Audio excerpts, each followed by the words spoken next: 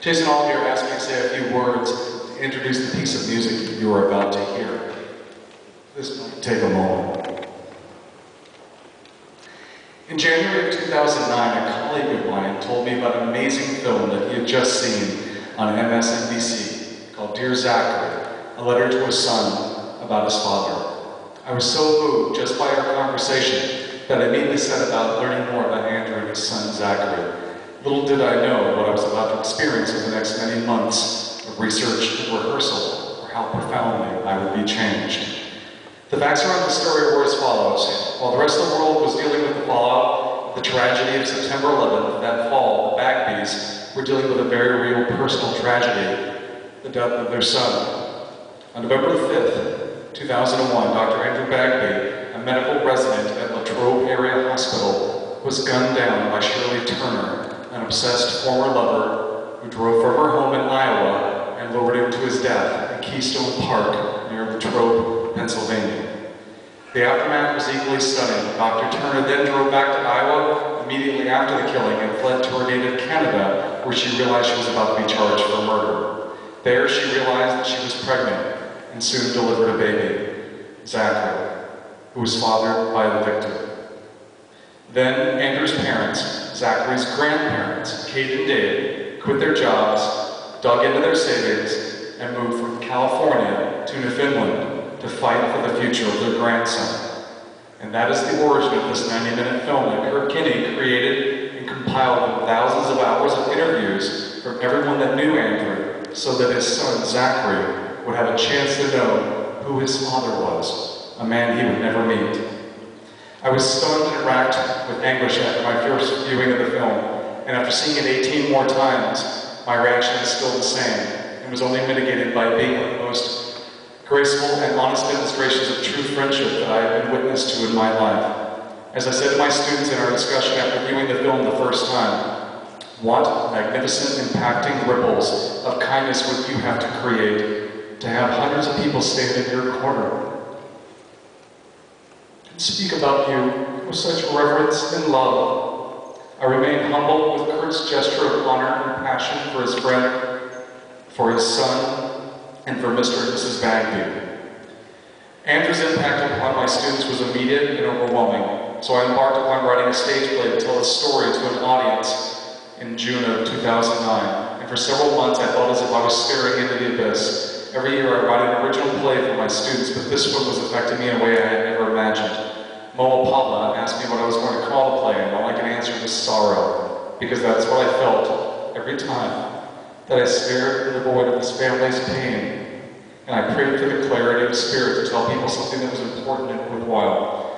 I'm not sure how I would have reacted if someone had told me a few years ago that I would soon construct a play about bail reform, sentencing laws, extradition, and how far we would go to protect our family.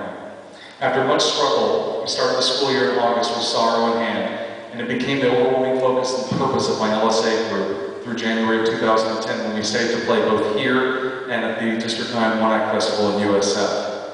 And no matter where the story took us, our prime objective was to celebrate the lives of Andrew and Zachary, to teach our audiences and ourselves about these wonderful people, what happened to them, and where do we all go from here.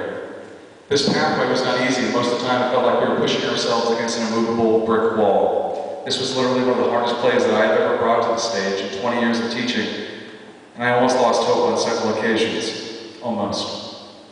And then I would spend time with my own daughter Abigail and my son Jackson, and they reminded me why this work resonated so much with me. My absolute and utter conviction that their happiness and safety are my sole purpose in this world, and we must stand in the gap for those who cannot or can no longer speak for themselves. And the play that had been the greatest struggle of heartache and doubt, it won more awards and recognition than any of our championship plays in the last 14 years. And then I wrote a letter to Dave and Kurt and Kate, telling them about our journey. And Andrew's parents stopped their lives for a week and flew here to Tampa to spend a few days with us as we performed Sorrow at the Strass Center in front of 1,000 people.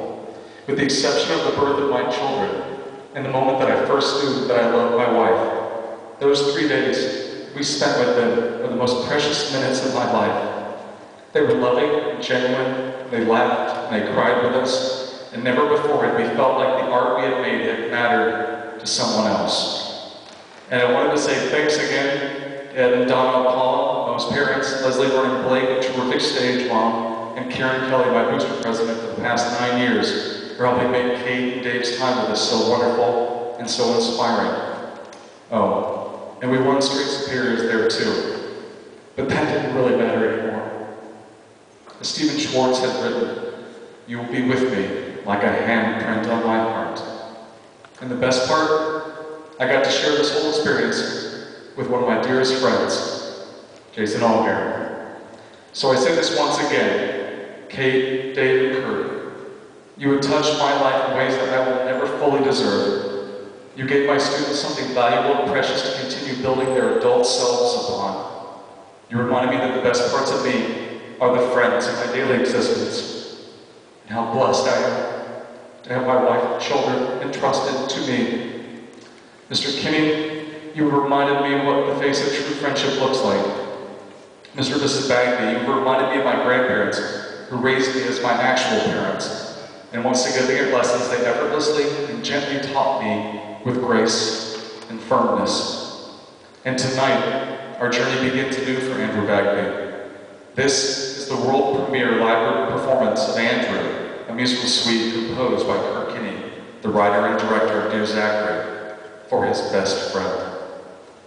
Kate, Dave, and Kurt are watching and listening to this performance, and Jason and I would like to say, hi Mom and Dad, we miss you, and we love you. And to our brother that we haven't met yet, we are in awe of your talent and your spirit, and we love you. The wristbands that I and the musicians are wearing were made in memory of Andrew and Zachary. And for at least a $1 donation, you can get one from the people at the back of the house on your way out of the theater. And all the funds collected will go directly to the Dr. Andrew Bagby Family Medicine Scholarship at the Latrobe Area Hospital. And in this way, he will continue touching the lives of all of us. Ladies and gentlemen, my amazing friend, Jason Allgaier, and the Waren Orchestra, this is Andrew. Thank you.